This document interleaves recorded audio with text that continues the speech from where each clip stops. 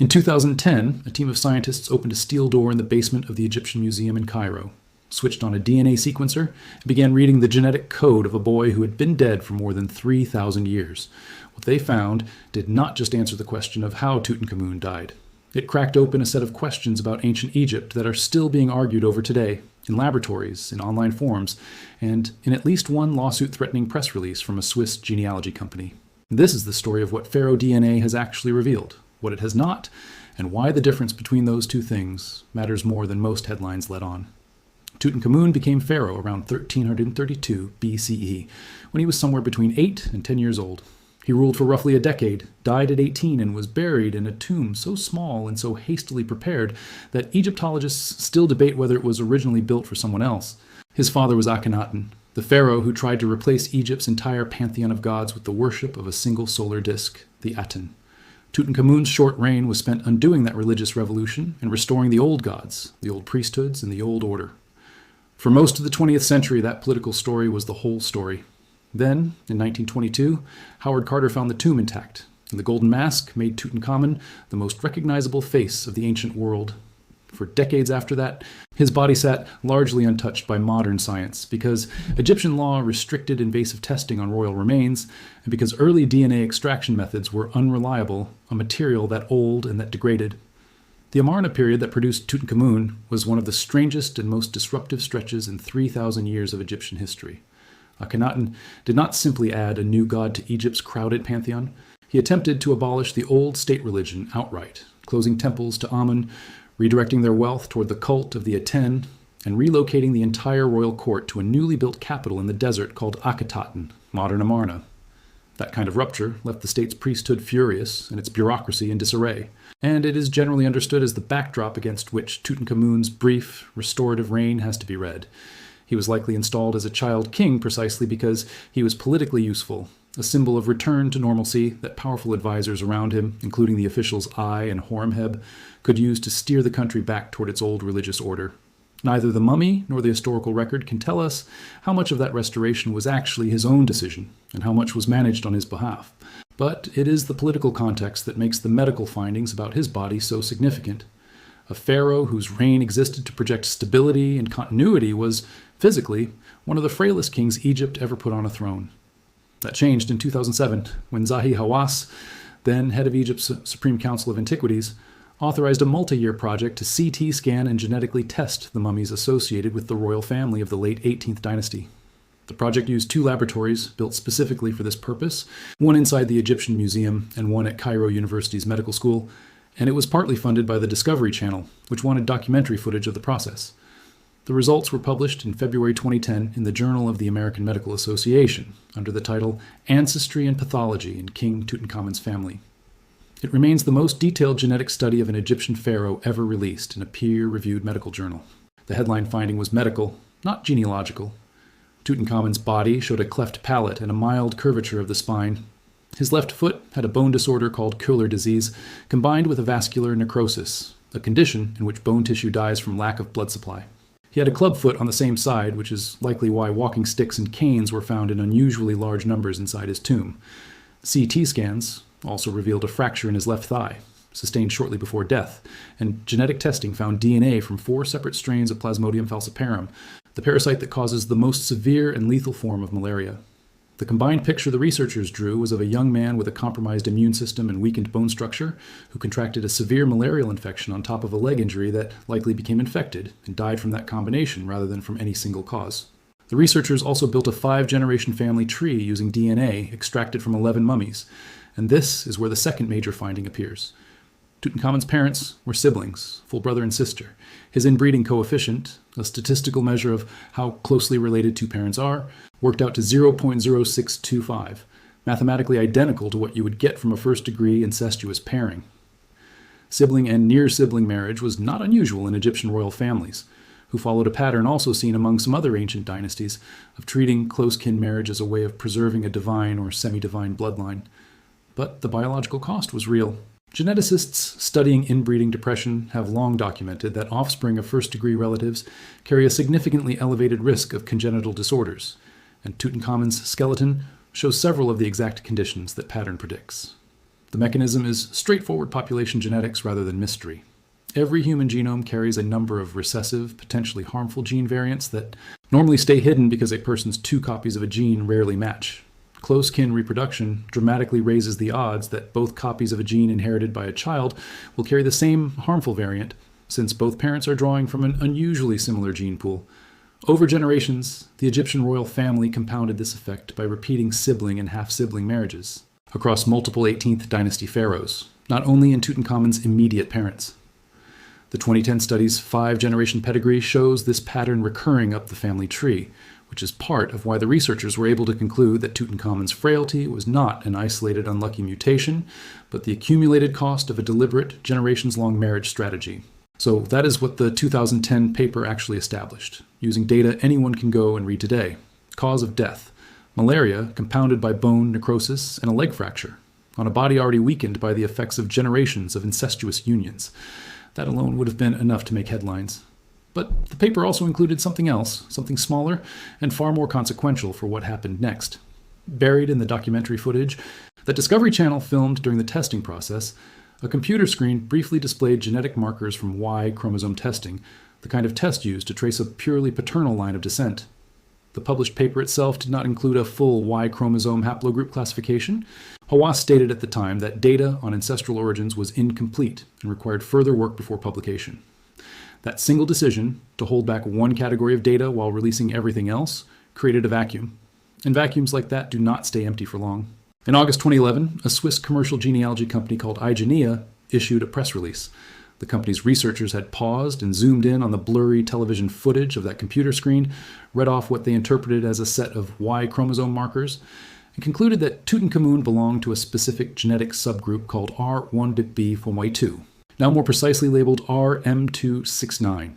This subclade is extremely common today, found in roughly half of all men in Western Europe, and in up to 70% of men in parts of the British Isles. iGenea's press release, dutifully picked up by Reuters and other wire services, ran under headlines suggesting that huge numbers of European men were, in some meaningful sense, related to King Tut. The scientists who had actually done the original testing pushed back almost immediately.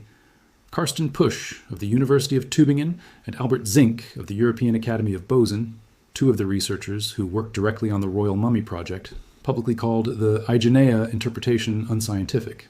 Their objection was not really about the specific letters and numbers of the haplogroup, it was about method. You cannot reliably determine a detailed genetic subclade from a handful of markers glimpsed on a low-resolution television screen, filmed at an angle without laboratory verification. Y chromosome haplogroup prediction from a small set of short tandem repeat markers is a probabilistic exercise, even under controlled conditions, and reading it off a documentary broadcast is not a controlled condition by any definition scientists use. What happened next says as much about the internet as it does about ancient Egypt. Within days, the claim was picked up by extremist forums promoting a fantasy of Tutankhamun as a white pharaoh, produced as supposed proof of ancient European superiority, alongside video titles invoking Aryan ancestry. At the same time, an opposing wave of commentary accused the entire narrative of being a whitewashing campaign designed to erase Tutankhamun's African identity, sometimes citing competing, equally unverified haplogroup claims from other commercial DNA companies. 2 contradictory conspiracy narratives grew out of the exact same blurry screenshot, and both of them were built on a foundation that the original research team had explicitly disavowed. It is a useful case study in how quickly a methodologically shaky claim can be pulled in opposite ideological directions by people who never read the underlying study. It took nearly a decade for anything resembling a resolution to reach publication. In 2020, Yahia Gad and colleagues, several of them the same researchers from the original 2010 project, published further analysis of the Y chromosome and mitochondrial data from the 18th dynasty mummies, based on laboratory-verified short tandem repeat testing than a television screenshot. This analysis indicated that the male line running through Amenhotep III, Akhenaten, and Tutankhamun did carry a Y chromosome haplogroup within the broader R1b family, alongside a maternal mitochondrial haplogroup, K, that traces back to the Near East and Anatolia roughly 30,000 years ago. R1b itself did not originate in Western Europe. Population genetics places its root closer to 14 to 28,000 years ago, most likely somewhere in Western Asia, long before it later expanded and became dominant across Atlantic Europe during the Bronze Age migrations. Finding a Western Asian-rooted paternal lineage in an 18th dynasty pharaoh is not, on its own, especially surprising. Egypt sat at the literal geographic hinge between Africa and the Near East, with thousands of years of trade, diplomacy, warfare, and intermarriage flowing across the Sinai in both directions long before Tutankhamun was born. It is worth pausing here on what a Y chromosome haplogroup actually tells you, because this is the part that gets flattened in almost every viral headline. A haplogroup traces exactly one lineage, father to father to father, stretching back tens of thousands of years. It says nothing about the other branches of a person's family tree, which double with every generation you go back. 10 generations back, a single Y chromosome lineage represents roughly 1/1000th of a person's total ancestry. A haplogroup is a thread, not the tapestry. It cannot tell you what someone looked like, what language their household spoke, or how they would have identified themselves culturally, because those things are not carried on the Y chromosome at all. Geneticists who work in this field routinely warn against treating haplogroup labels as ethnic or racial categories, precisely because that error is what fueled both the white pharaoh claims and their equally unfounded counterclaims. The Tutankhamun case is not the only instance where a pharaoh's genetic profile complicated the popular picture. In December 2012, the British Medical Journal published a study led by Zahi Hawass and Albert Zink examining the mummy of Ramses III, the last great warrior pharaoh of the New Kingdom, who ruled during the 20th dynasty, roughly 2 centuries after Tutankhamun. Ancient Egyptian court records, specifically the judicial papyrus of Turin, describe a palace conspiracy in which a secondary wife, Ta, plotted with palace officials to assassinate Ramses III and place her own son on the throne instead of the designated heir. For most of the modern era, Egyptologists debated whether the plot had actually succeeded in killing the king, since his mummy showed no obvious wound to the naked eye. CT scanning settled the question. Hidden beneath the wrappings around his throat, researchers found a deep laceration, cut cleanly enough and deep enough to have severed his trachea and major blood vessels. A protective amulet in the shape of the Eye of Horus had reportedly been placed inside the wound during mummification, likely intended to help the king in the afterlife. Ramses III did not die of natural causes. He was murdered exactly as the ancient court documents said he was. The same study also examined a second mummy, an unidentified body labeled Unknown Man E, found near Ramses III, and long suspected by Egyptologists to be his son Pentawere, the conspirator's chosen successor, who, according to the historical record, was forced to commit suicide, likely by hanging as punishment for his role in the plot. Genetic kinship testing confirmed a father-son relationship between the two mummies. Unknown Man. His body showed unusual signs, including an inflated appearance consistent with a violent or unnatural death, and a strikingly non-standard mummification process using goat skin, a material associated in ancient Egyptian religious thought with impurity, which fits the idea of a disgraced prince denied a proper royal burial. Using the same short tandem repeat method applied to Tutankhamun's family, researchers used the Witt-Athay haplogroup predictor to estimate Ramses III's Y chromosome lineage. The result pointed to haplogroup E1b1a, a paternal lineage most common today among populations across sub-Saharan and Central Africa. This is a genuinely different signature from what was found in the 18th dynasty royal line 2 centuries earlier, and it illustrates the same principle from the opposite direction. Royal succession in ancient Egypt did not always run through an unbroken single bloodline. Dynasties changed, marriages brought new paternal lines into the royal family, and different eras of Egyptian history absorbed different currents of population movement from the surrounding regions, including from further south along the Nile corridor into Nubia and beyond. 2 pharaohs, 2 dynasties, 2 different paternal haplogroups. That is not a contradiction requiring a cover-up explanation. It is what you would expect from a civilization that lasted 3,000 years and sat astride 2 continents. The clearest confirmation of that pattern does not even require genetic testing, because it is written directly into the historical record. Roughly 2 centuries after Ramses III, in the 8th century BCE, Egypt was conquered and ruled for close to a century by pharaohs of the 25th dynasty, kings from the kingdom of Kush in what is now Sudan. These Nubian pharaohs, including Pa, Shabaka, and Taharka, are depicted in their own royal statuary and reliefs with clearly Nubian features, and they are among the best documented, least disputed African rulers in ancient Egyptian history, sitting on the same throne and wearing the same double crown as every pharaoh before them. Their existence is not a matter of DNA interpretation at all. It is architecture, inscriptions, and monumental sculpture that has stood in place for nearly 3,000 years. Set alongside the genetic data from the 18th and 20th dynasties, the 25th dynasty is a reminder that Egyptian kingship was never tied to a single fixed lineage or point of geographic origin. It was a political office that different families, from different parts of northeastern Africa and the Near East, occupied across 3 millennia of shifting alliances, conquests, and intermarriages. To understand the bigger picture beyond individual royal mummies, the most important study is not about pharaohs at all. In 2017, a team led by Verena Schoenemann at the University of Tübingen and Johannes Krause at the Max Planck Institute for the Science of Human History published a large-scale ancient DNA study in Nature Communications, examining remains from Abusir el-Melek, a site in Middle Egypt that had been continuously used as a burial ground for more than 1,000 years, spanning the New Kingdom through the Roman period. The team successfully recovered 90 complete mitochondrial genomes, and from 3 individuals whose preservation was exceptional, full nuclear genome data covering both parental lines rather than just one. Their central finding reframed the entire conversation about ancient Egyptian ancestry.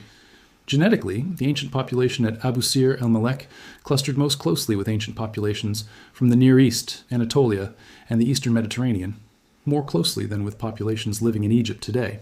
Modern Egyptians carry meaningfully more sub-Saharan African genetic ancestry than the ancient individuals in this sample did, and the researchers dated that shift to roughly the last 2,000 years, well after the Pharaonic period had ended. Crucially, the study's authors described this as a gradual demographic change rather than any kind of population replacement, likely driven by increased mobility along Nile trade routes, the Arab conquest of Egypt in the 7th century, and centuries of subsequent migration and trans-Saharan trade connecting Egypt more closely with populations further south. The ancient Egyptians did not vanish. Their descendants are still there. But the genetic composition of the region has continued to shift for 2 millennia after the last pharaoh sat on the throne, the same way population genetics continues to shift in essentially every part of the inhabited world.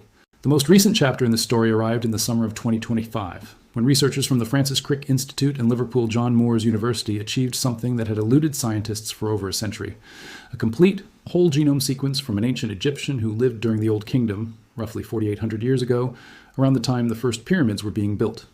The individual, catalogued as NUE-001, was excavated from a rock-cut tomb at Nuwayret, south of Cairo, in 1902, and had been kept at what is now World Museum Liverpool ever since.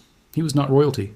Skeletal analysis suggests he was a man in his late 40s to 60s, likely of relatively high social standing given his tomb, possibly a potter, based on wear patterns on his bones consistent with prolonged sitting and repetitive arm movement. He had been buried in a large ceramic pot inside a rock-cut tomb before the practice of artificial mummification had become standard, and researchers believe that unusual burial method is precisely what allowed his DNA to survive the heat and humidity that normally destroy genetic material in Egyptian remains within a few centuries. Extracting DNA from one of his teeth, the team achieved just over 2 times genome coverage, enough for robust ancestry analysis using population comparisons against more than 3,000 modern individuals and hundreds of other ancient genomes. The results showed that roughly 78% of his ancestry traced most closely to ancient North African populations, while approximately 20% traced to populations from the eastern Fertile Crescent, the region spanning ancient Mesopotamia. That is a striking number, because it moves the conversation about Egypt-Mesopotamia contact from indirect evidence, shared pottery styles, shared writing concepts, shared trade goods, into direct genetic proof that actual people, not just ideas and objects, moved between the 2 regions during the era when Egyptian civilization was first consolidating into a unified state. Researchers were careful to note that a single genome from a single individual cannot represent an entire population across a civilization that spanned 3,000 years in the length of the Nile. But it stands as the earliest and most complete data point science currently has for what an early Egyptian's genome actually looked like, and it fits comfortably within the picture that later studies, including the 2017 Abusir el-Melek research, had already begun to sketch. Taken together, these studies tell a story that is more interesting and considerably more scientifically honest than the simplified version that tends to circulate online. Ancient Egypt was never a genetically isolated uniform population. It was one of the great crossroads of the ancient world, positioned at the meeting point of Africa, the Levant, and by extension Mesopotamia, absorbing genetic and cultural influence from every direction across thousands of years, while also maintaining a deep and continuous North African genetic core that predates the pharaohs entirely. Royal families intermarried within themselves for religious and political reasons, with real biological consequences visible in the bones of boy kings like Tutankhamun. Dynasties changed, and with them, the paternal lineages sitting on the throne changed too.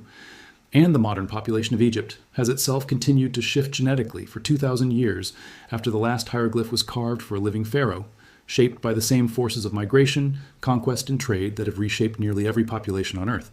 What actually slowed the release of complete genetic information about the pharaohs was not a single hidden conspiracy, but a combination of ordinary, explainable factors. The technical difficulty of extracting reliable ancient DNA from remains degraded by 3,000 years of heat, the ethical and political sensitivity Egyptian authorities attached to testing royal remains at all, a research leadership under Zahi Hawass that was explicitly cautious about publishing ancestry-related conclusions before they were fully verified, and a media and internet ecosystem that proved far more interested in a blurry television screenshot than in the peer-reviewed paper sitting right next to it. Since 2011, Egypt has moved toward far greater transparency, culminating in international collaborations that produced the fully published, fully verifiable 2017 and 2025 studies discussed here, both of which released their underlying data for other scientists to check. The gap between what was tested and what was published was real, but the reason for that gap turns out to be far more mundane and far more human than the version of the story that spread across the internet in 2011. There's also a broader lesson here about how ancient DNA research gets communicated to the public, one that extends well beyond Egypt.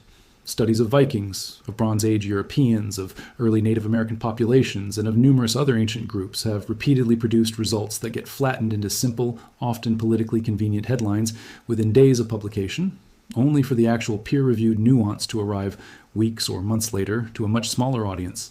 Ancient DNA is genuinely one of the most powerful tools archaeology has ever had access to, capable of confirming or overturning theories that relied for over a century on guesswork from pottery styles and skull measurements.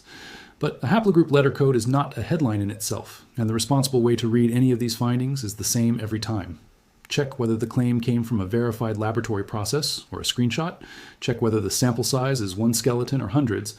And remember that a single strand of paternal or maternal ancestry can never stand in for the full, tangled complexity of where any person, pharaoh or otherwise, actually came from. The boy king's face is still the one most people picture when they think of ancient Egypt, wrapped in gold, sealed behind museum glass in Cairo.